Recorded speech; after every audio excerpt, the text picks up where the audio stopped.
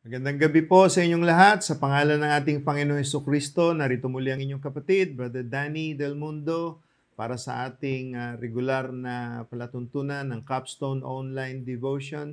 At ngayon po ay nasa pang-anim na bahagi na tayo ng pag-aaral ng aklat ni Ruth. At meron pa po tayong isang part pagkatapos nito. So, samahan po ninyo ako sa kabuuan ng COD. At bago tayo bumasa ng kasulatan, nais kong ibigay sa inyo ang ating mga kapatid, Sister Faith, Sister Micah, Jem Jem, Sister Lele, and also Sister Precious. Pagpalain tayong lahat ng ating Panginoon. Alam ko magiging pagpapala sa inyong awit na ito.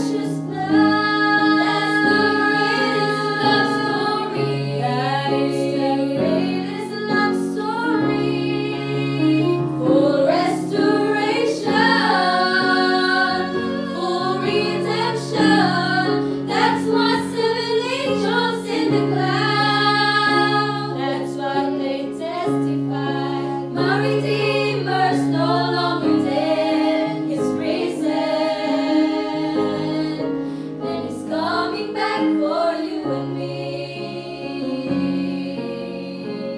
Children of Zion, rejoice that Jesus is alive and is coming back for you and me. Children of Zion, rejoice that Jesus is alive and is coming back for you and me.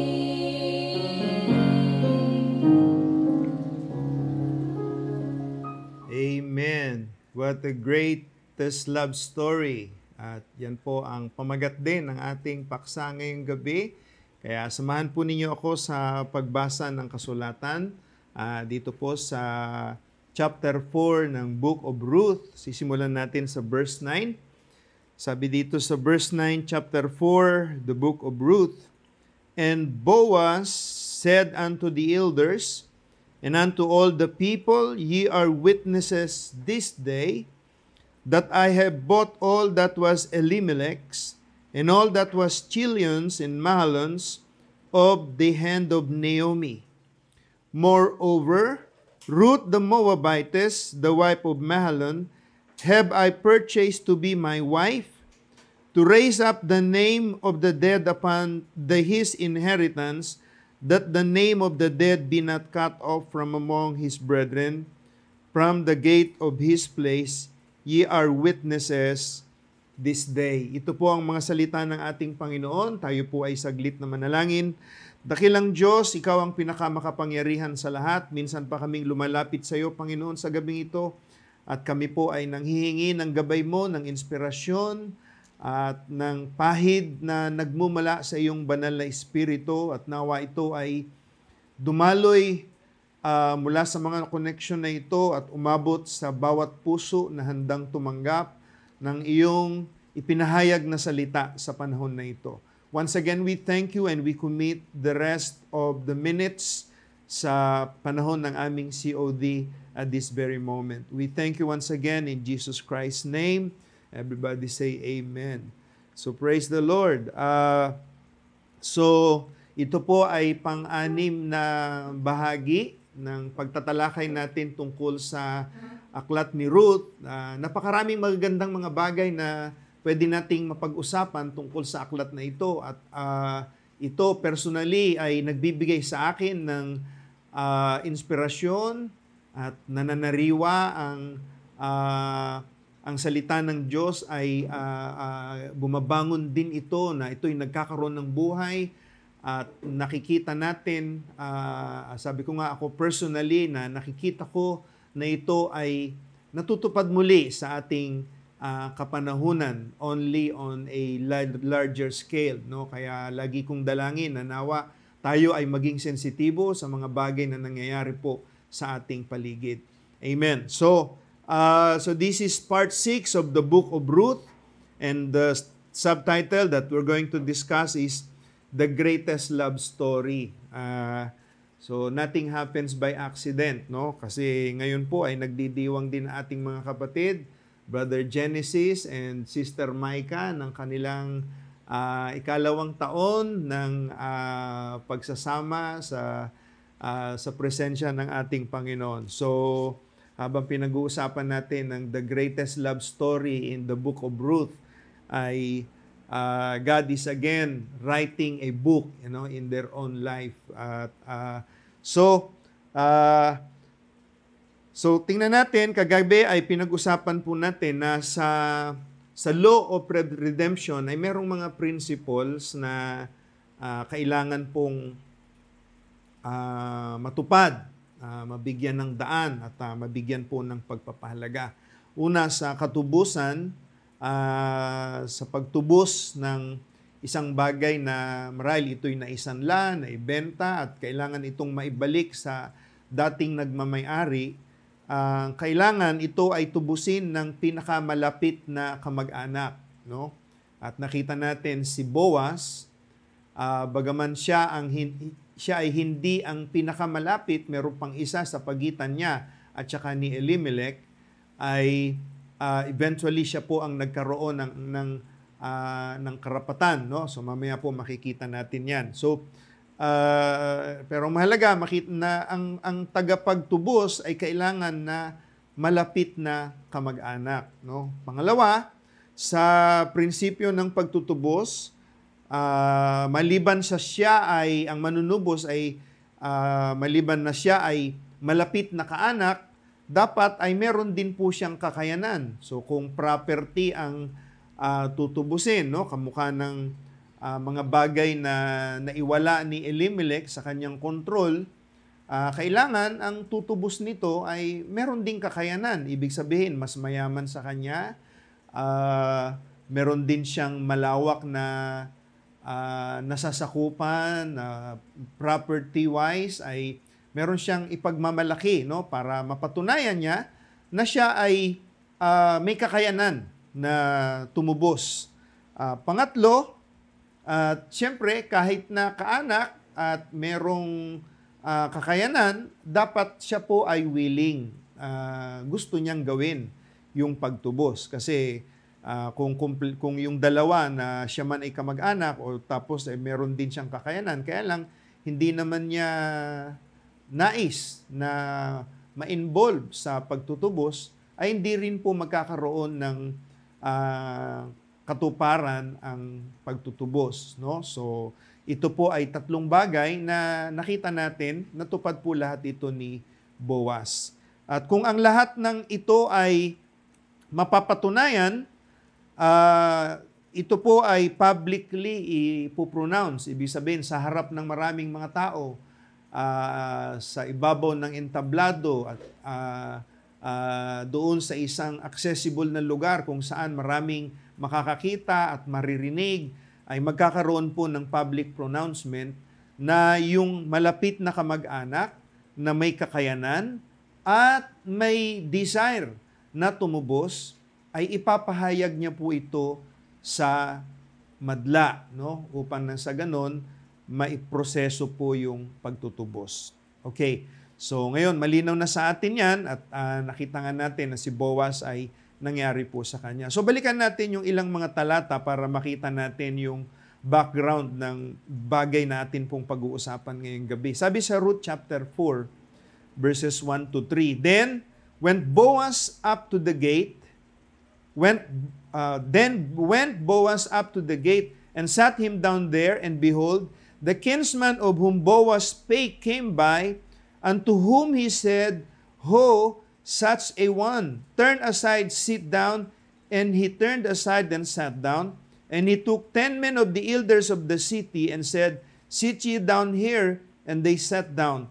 And he said unto the kinsman, Naomi, that is come again out of the country of Moab, selleth a parcel of land, which was our brother Elimelech's. So mapapansin natin na sa bahaging ito, ay meron pong isang tao na tinawag itong si Boaz, no? At ito yung sinasabi ni Boaz kay Ruth, na sandali, hindi ko pa kayang gawin ang pagtutubos, although willing ako at meron akong kakayanan, at ako rin ang malapit na kamag-anak, pero merong mas malapit sa akin. Bago ako, ay meron pang isang mas malapit. Kaya sabi niya kay Ruth, mag-intay ka rito, and let me do it for you, no? Gagawin ko ito sa malalong madaling panahon. At kinabukasan, at ito nga yung pagkakataon na yon, si Boaz ay pumunta siya doon sa pintuang bayan at inabangan niya yung pinakamalapit na kamag-anak. At tumawag siya ng iba pang mga saksi at sinabi niyang sitwasyon, at ang sabi niya, si Naomi, na asawa ng ating kapatid, ay bumalik at ngayon ay kailangang tubusin ang lahat ng mga naiwala ni Elimelech. Ngayon, dahil ikaw ang pinakamalapit, inialok po ito ni Boaz sa kanya, no? Sabi sa verse 4, And I thought to advertise thee, saying, Buy it before the inhabitants and before the elders of my people. If thou wilt redeem it, redeem it. But if thou wilt not redeem it, then tell me, that I may know, for there is none to redeem it beside thee, and I am after thee. And he said, I will redeem it. So sabi niya, ngayon, ikaw ang pinakamalapit, kaya ikaw ang priority na bumili o tumubos. Kaya kung gusto mo, ikaw ang makakagawa nito. Ngayon, kung hindi mo naman nais, ay kailangang sabihin mo sa harap ng mga saksing naririto at ako naman ang tutupad. So, si Boaz ang nag-negotiate. Sa verse 5, Then said Boaz, What day thou buyest the field of the hand of Naomi, thou must buy it also of Ruth the Moabitess, the wife of the dead, to raise up the name of the dead upon his inheritance. So ngayon, nililinaw ni Boaz na sa iyong pagtubos, hindi lang si Naomi at ang kanyang mga pag-aari na pag-aari ng kanyang asawang si Elimelech ang kailangan mong tubusin, kundi kailangan ay isama mo sa iyong bibilin o tutubusin yung Moabita, no, na si Ruth. At ito po ang naging tugon ng pinakamalapit na kamag-anak, no? Sabi sa verse 6. And the kinsman said, I cannot redeem it for myself, lest I mar mine own inheritance. Redeem thou my right to thyself, for I cannot redeem it.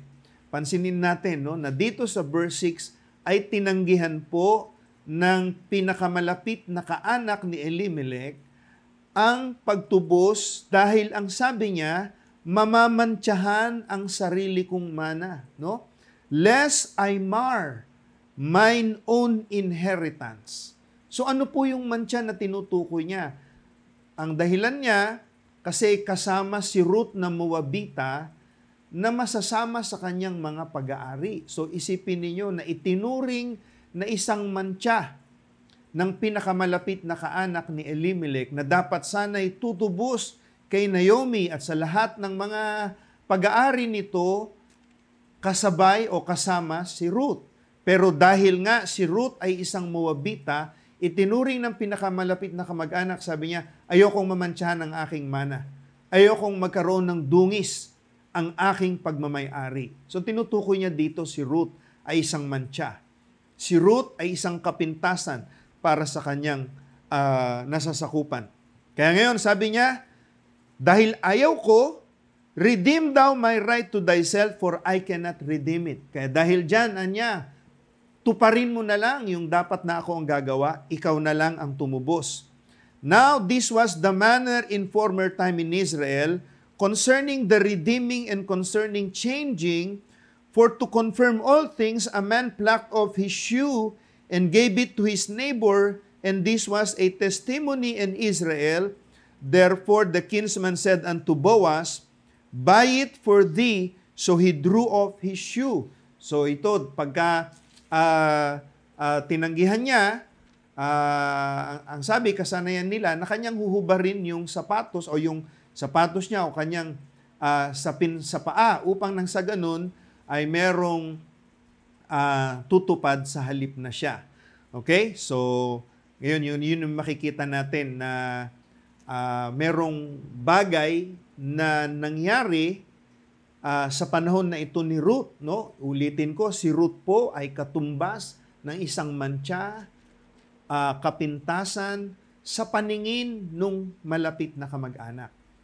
Pero si Boaz, iba ang paningin niya, mga kapatid. Hindi kapintasan, hindi mantsa si Ruth para sa kanya.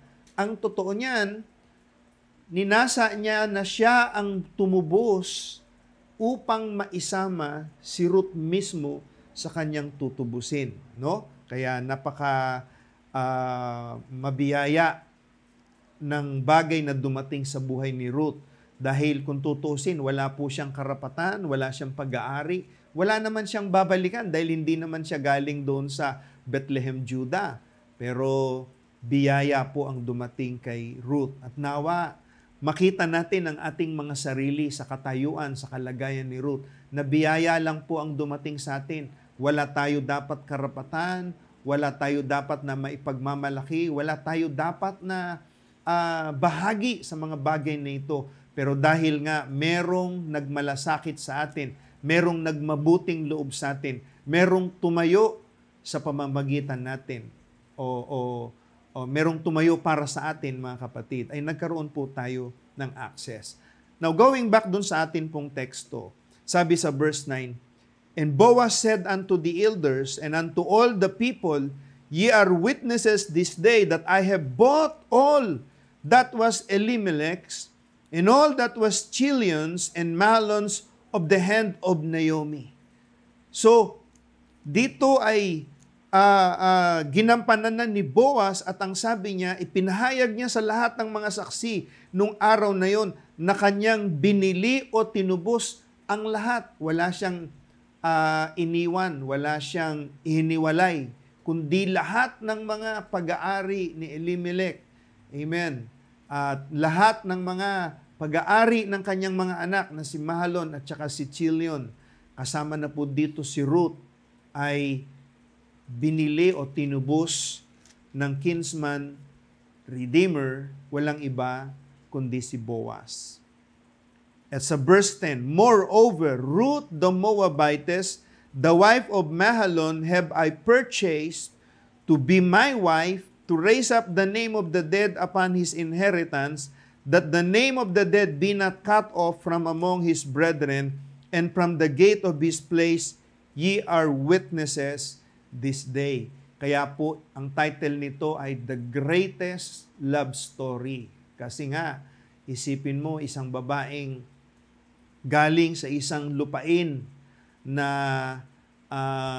ewan ko kung pwede kong gamitin yung salitang pinandidirihan o hindi katanggap-tanggap sa lupain ng Bethlehem, Judah. Pero nakasumpong siya ng biyaya at pagkatapos mula po dito ay nagkaroon siya ng panibagong buhay. At hindi lang yun, magandang buhay sa piling ni Boaz, mga kapatid. So dahil dyan, makikita natin na ang isang relasyon na ito na ipinakilala ng Panginoon ay isang bagay po na napakahalaga. So una, makita nawa natin yung kapangyarihan ng kasal, no? Yung kapangyarihan ng kasalan. Kagaya ng sinasabi po dito sa Matthew chapter 1 verse 18 to 21. Now, the birth of Jesus Christ was on this wise, when as his mother Mary was espoused to Joseph, before they came together, she was found with child of the Holy Ghost. Then Joseph, her husband, being a just man and not willing to make her a public example, was minded to put her away privately. So, gusto kong dalin kayo sa puntong ito bago natin balikan uli yung ating talata, mga kapatid, tungkol sa Ruth, para makita natin kung gaano ang kapangyarihan ng kasal. Dahil dito sa Matthew chapter 1, alam natin na si Maria ay meron pong siyang dinadala at ang dinadala niya ay anak ng Espiritu Santo, ang sabi sa mga talatang ito. Pero prior to that, mga kapatid, alam din po natin na si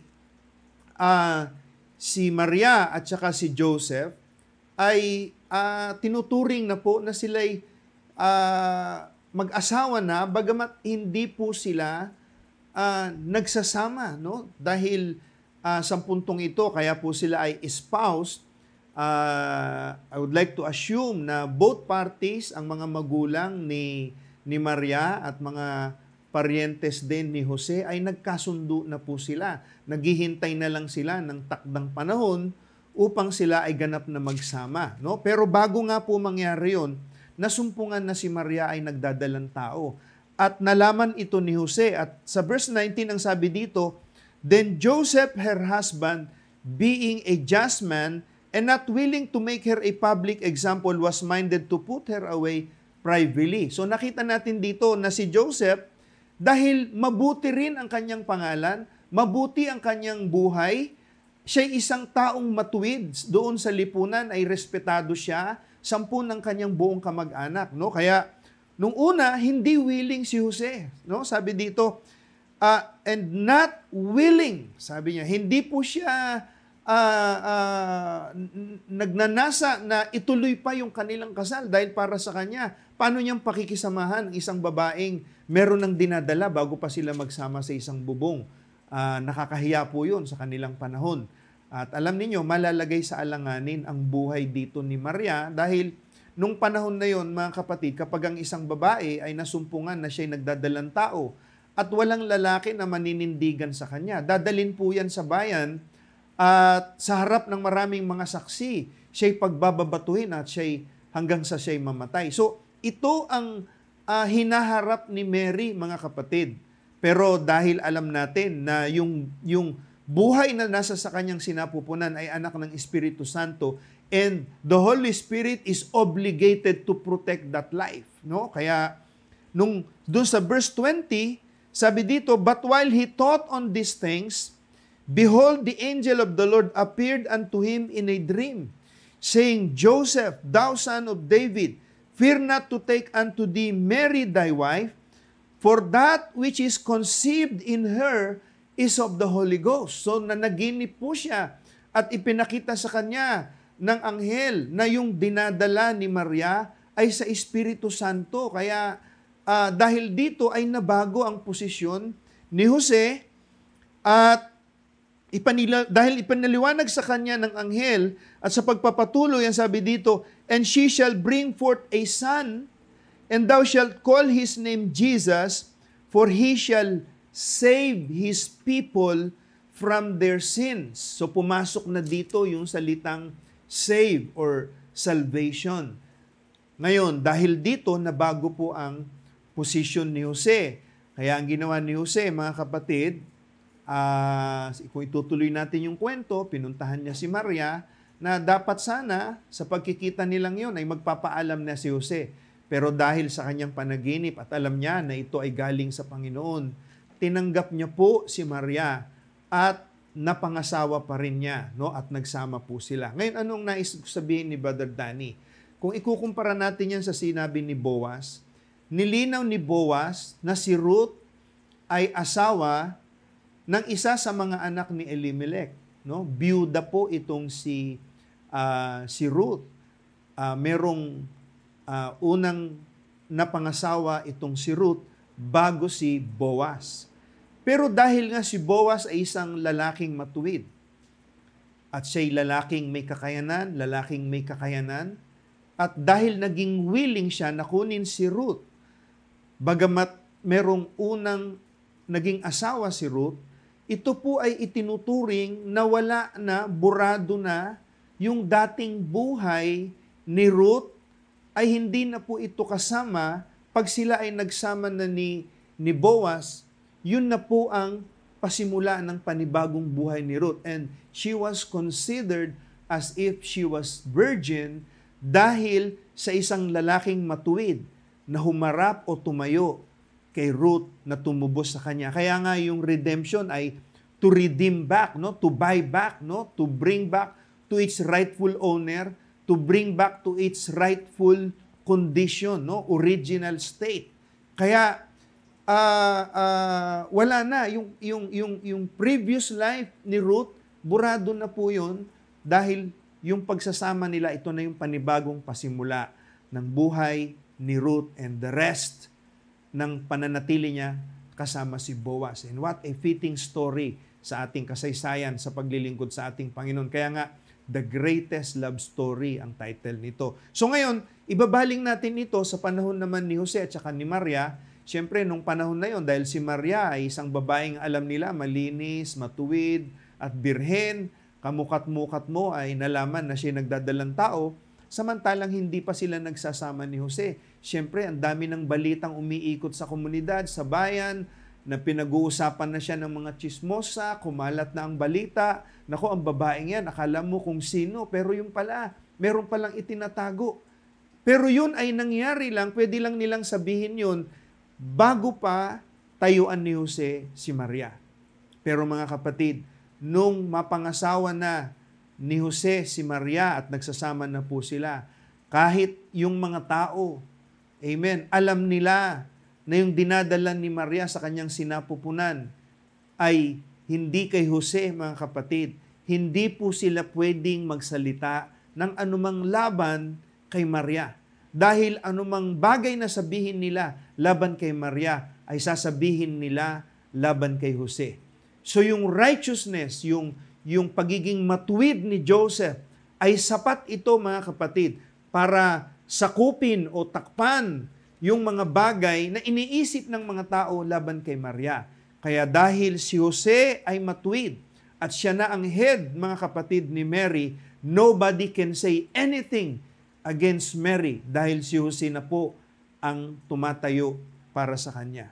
That's the power of marriage. Now look, from the mouth of the prophet, no, sa message na Invisible Union, paragraph 222. Well, you separated from your first union by spiritual death. Now you are born again or remarried again to the new spiritual union of not your natural life, of the things of the world, but of eternal life. That germ that was in you at the beginning found you.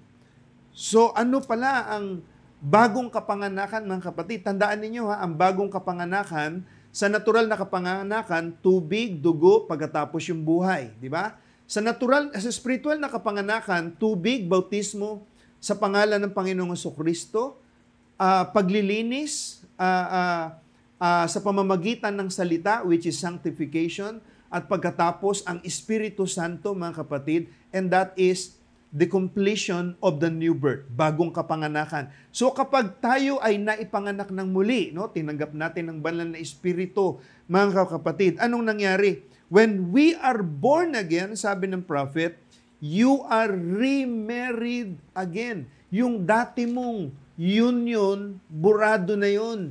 Ikaw ay pumasok na sa isang panibagong kasalan at namatay na yung dati mong asawa at ngayon ay nakikipag-isa ka sa iyong spiritual husband. This is your new spiritual union. Kaya mahalaga po ang new birth, no? Mahalaga na dumaan tayo sa proseso ng justification, sanctification, and the baptism of the Holy Spirit. And then in that new birth is our entrance, mga kapatid, to a new union. And that is our union with Christ. Pagpapatuloy, now, your old book is gone with your old union. So merong dating aklat. Yung dating aklat ni Ruth, sarado na yon, wala na yon. Yung pagsasama nila sa isa sa mga anak ni Elimelech, no? Either Mahlon or Chilion, mga kapatid, ay burado na po yun. Sabi dito, now, your old book is gone with your old union. Ganyan din ang kalagayan natin. Kumalas na tayo sa sanlibutan, kumalas na tayo sa relihiyon, sa organisasyon, sa anumang denominasyon, inilabas na tayo ng Panginoon doon. Kaya ngayon, sa Kanya tayo ikinasal sa pamamagitan ng bago nating kapanganakan. Now, your new name, your name in your old, has been transferred. Now you say, do you mean to tell me that my old book, God put it in the sea of His forgetfulness? You stand perfectly before God. Burado na lahat yun. Meron ka ng panibagong panimula. Amen? By our spiritual union. Now, paragraph 224, now your name is now in the new book. Not the book of life, but the Lamb's book of life, what the Lamb redeemed. So, yung hindi na ito aklat ng buhay kasi dalawa po yan. No? Meron tayong tinatawag na aklat ng buhay at sa aklat ng buhay, nakasulat po doon lahat ng mula sa buhay natin ng ipanganak tayo hanggang bago tayo ma-born again, kasama po yun. Pero pagdating sa Lamb's book of life, ito'y aklat exclusively handled by the Lamb Himself. Siya lang ang may hawak nito. Siya lang ang may karapatan dito. What the Lamb redeemed, no? Dahil siya ang tumubos, not the old book of your natural union, but your new bride. Praise the Lord. Amen. So, hallelujah. Now, your new life is in the Lamb's book of life, your marriage certificate. Hallelujah. Where your true eternal germ from the beginning takes hold. Now you're not only forgiven, but you're justified. Glory. Napakagandang statement. Hindi lang tayo pinatawad, kundi tayo ay inaring ganap, mga kapatid. Pag ikaw ay inaring ganap, nilimot ng Diyos ang kahapon mo. Binura ng Panginoon, ibinalibag niya ito sa dagat ng kanyang pagkalimot na hindi niya na ito aalalahanin pa. Upang nang sa ganun, magkaroon tayo ng panibagong simula. Glory, justified. Romans 5:1 said, yea, Romans 5:1 said, therefore being justified by faith. Amen. So, ganyan po ang kapangyarihan ng kasal. So, lalo na kapag ang pinag-uusapan natin ay spiritual na kasalan. Now, sa Genesis chapter 4, verses 1 and 2, we're very much familiar dito. No? So, alam natin, ang likhain ng Panginoon, ang tao, it was male and female. No? Si Adan, at bahagi niya po yung babae. But eventually, we know what have happened. Sa mga nasa mensahe na, wala na tayong dapat na masyadong pag-usapan tungkol sa bagay na ito dahil nalalaman natin kung ano talaga yung nangyari doon sa Hardin ng Eden. Hindi sila kumain ng literal na prutas, mansanas o apricot. Hindi po yung literal, no? Kundi yun po ay it was a sexual act that have happened that although the serpent belongs to the animal kingdom, mga kapatid, ay nadungisan ng binhi ng hayop, ng serpent, ang babae, mga kapatid, dahil siya po ay nadaya, siya po ay natukso. At di natin yan magagawang detalyehin, pero sabi dito sa verse 1, and Adam knew Eve his wife, and she conceived, and bare Cain, and said, I have gotten a man from the Lord. And she again bare his brother Abel, and Abel was a keeper of sheep, but Cain was a tiller of the ground. Ito ay nangyari, mga kapatid, pagkatapos na magkasala o madaya o matukso si Eve. At nagkaroon ng karnal na pagkilala si Adan sa babae, which later on was called Eve because she became the mother of all the living. Now, I may not be giving you the details, pero sabi ko nga sa mga message believer, alam natin yung tinutukoy tungkol sa bagay na ito at siguro magkakaroon tayo ng separate na pag-aaral tungkol sa original sin for the benefit of those na naghahanap ng katotohanan tungkol sa kung ano ang nangyari doon sa Hardin ng Eden. Pero dito ay papansinin natin na nung bumalik ang babae sa lalaki na si Adan, siya po ay nadungisan na, natukso na, at sa kanyang sinapupunan na natural, ay meron na po siyang dinadalang binhi. No? At sapat na ito, mga kapatid, upang ang babae ay patayin ng Diyos dahil sa kanyang kasalanan. Pero dahil si Adan ay tipo ng ating Panginoon na siya din ay isang redeemer, no? Siya lang ang pwedeng tumubos sa babae, wala nang iba. Kaya, ang ginawa niya, bago pa paslangin ng Diyos yung babae, ay naglagay din siya ng natural na binhi sa sinapupunan ng babae. Ngayon, hindi na pwedeng paslangin ng Diyos si Eva dahil pag pinatay ng Diyos si Eva, ay mamamatay din yung binhi ni Adan dun sa kanyang sinapupunan. So, ngayon, makikita natin na sa isang pagkilala ay merong dalawang binhi na lumabas. Yung isa ay si Cain at yung isa ay si Abel. At alam natin, ang prinsipyo ng Diyos doon sa Genesis ay mamunga ayon sa kanyang binhi. No? Dahil alam natin, si Adan, anak siya ng Diyos. Biblia po ang nagpapatotoo niyan.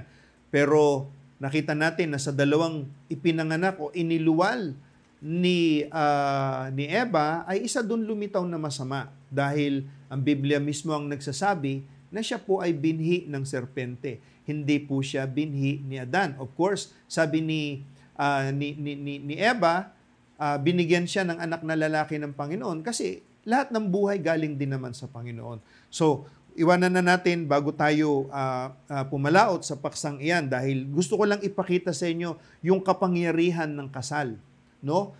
So, dito ipinamalas ni Adan, mga kapatid, na kinuha niya, tinanggap niya si Eva sa kabila ng ito ay naging nagkasala, siya'y marumi, hindi na siya nakarapat-dapat tanggapin, pero siya po ay in-embrace, tinanggap ng lalaki, kaya ngayon hindi na magawa ng Diyos na ihiwalay yung babae para siya lang ang parusahan. Sa halip, tinanggap din ni Adan ang parusa sa kanya ng Diyos, mga kapatid, dahil sinamahan niya po yung babae. At ito'y larawan din ng ginawa ng ating Panginoon doon sa krus ng Kalbaryo. Hindi po siya makasalanan, pero siya po ay naging kasalanan para sa atin. Umakyat siya doon sa Golgota, naging entablado, nakita siya ng marami para ipahayag niya na tinutubos niya ang isang kalipunan, mga kapatid, at ito ay ang kanyang asawang babae.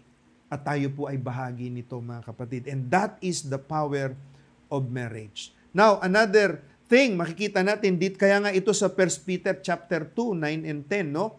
But ye are a chosen generation, a royal priesthood and holy nation, a peculiar people, that ye should show forth the praises of Him who hath called you out of darkness into His marvelous light. Galing tayo sa kadiliman, pero dinala niya tayo sa kaliwanagan. At ngayon, sabi niya sa verse 10, which in time past were not a people. Hindi po tayo dating bayan, pero ngayon ay naging bayan ng Diyos. Which had not obtained mercy, but now have obtained mercy.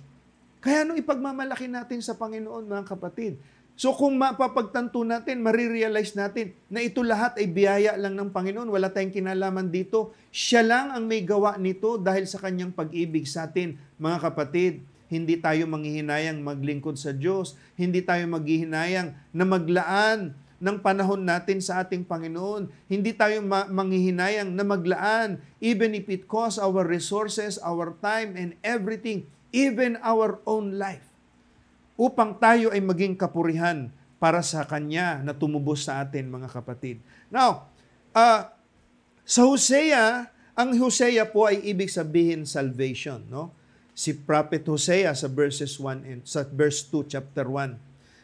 Inutusan siya ng Panginoon. Sabi niya, the beginning of the word of the Lord by Hosea, and the Lord said to Hosea, go, take unto thee a wife of whoredoms, and children of whoredoms, for the land hath committed great whoredom, departing from the Lord. Ngayon, bigyan natin ng background ang talatang ito. No? Sa panahon na ito, mga kapatid, ang bayan ng Diyos ay tumalikod sa Kanya. Nagkasala sila, sumamba sila sa mga Diyos-Diyosan, naging mga patutot ang kanilang mga kababaihan, naging masama ang mga kalalakihan, mga kapatid. Lubha silang lumayo, napunta sila sa kadiliman. Pero mga kapatid, kailanman ang bayan ng Diyos hindi niya nililimot. Kaya dumating ang panahon na ang pag-ibig, yung compassion ng Diyos ay ibinalik niya muli sa kanyang bayan.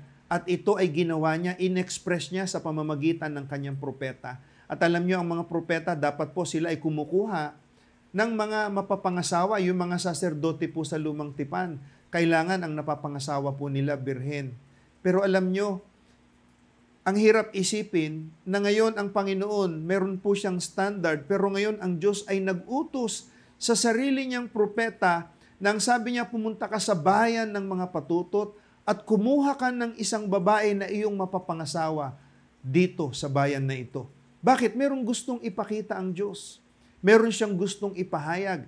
Dahil, mga kapatid, ang Panginoon, meron siyang biyaya na gusto niyang ibalik para sa kanyang bayan. At ito ay pasisimulan po niya sa pamamagitan ng pagsusugo niya ng propeta. Now, ngayon, marumi ang babaeng mapapangasawa niya at si Hosea na propeta mula sa sinapupunan ng kanyang ina ay iningatan ng Panginoon. Lumaki siya na malinis, hindi nagkasala. Pero pagdating sa pag-aasawa, inutusan ng Panginoon na mag-asawa mula sa bayan ng mga patutot, mga kapatid. Bakit? Sapagat ang Panginoon, absolute siya. Ang Diyos walang pwedeng kumontra sa kanyang kalooban. Maging propeta ay magpapasakop sa kanya dahil ito ang iniatas ng salita ng Diyos sa kanyang propeta. Kaya ito po'y tinupad, mga kapatid. So alam natin, no, na si Hosea ay nagkaroon ng asawa, no, kay Gomer, at pagkatapos ay nagkaroon po ito ng mga anak, no, dahil dito ipinahayag ng Panginoon yung kanyang pag-ibig. Now, anong pinapakita ng Diyos? Si Hosea ay propeta, meron siyang malinis na binhi. But spiritually speaking, the seed that was in Hosea cannot be polluted even by a whore na babaeng galing doon sa lupain ng mga patutot, mga kapatid. Kaya ang Diyos ay meron siyang nais gawin. Ito'y isang simbolo. Si Hosea, katulad ni Adan, katulad ni Joseph kay Mary, si Adan kay Eva, si Hosea kay Gomer na kanyang napangasawa, katulad ito ng ating Panginoong Hesus, na yung kanyang binhi na sakdal ay hindi kayang dungisan, mga kapatid, ng sanlibutan. Kaya ang babae din na kinuha niya, alam natin, amen, ang bride, no? Dahil ito ay kanyang propesiya, mga kapatid.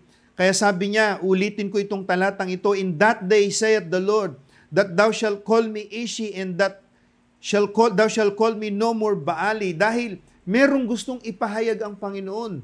Kasi kung mananatili siyang Panginoon, parurusahan niya ang kanyang bayan. Pero kapag ito ay kanyang napangasawa, burado na lahat, mga kapatid, yung dating buhay ng kanyang mapapangasawa. Burado na ang kahapon ni Ruth, nabura ang kahapon ni Eva, nabura ang kahapon ni Gomer na pangasawa ni Hosea, nabura sa isip ng mga tao ang maling pananaw nila kay Maria dahil tinayuan siya ni Jose. Ito ang ginagawa ng Panginoon. Kaya sabi niya, pagdating ng araw na yon, ako'y inyong magiging asawang lalaki. Ito yung ginagawa ng Diyos para sa atin. Sa verse 17, sabi niya, for I will take away the names of Baalim. Sino yung Baalim? Yung Diyos-Diyosan, mga kapatid. So ganito din, nung tayo babautismohan sa pangalan ng ating Panginoong Jesucristo, naputol, mga kapatid, yung ating koneksyon, yung bahagi ng sanlibutan ay naputol sa atin. And now, we have access to the new life. We have entered into the regeneration process, mga kapatid. Yung bagong kapanganakan na ipinagkaloob sa atin ng ating Panginoon. Tumanggap tayo ng bagong pangalan.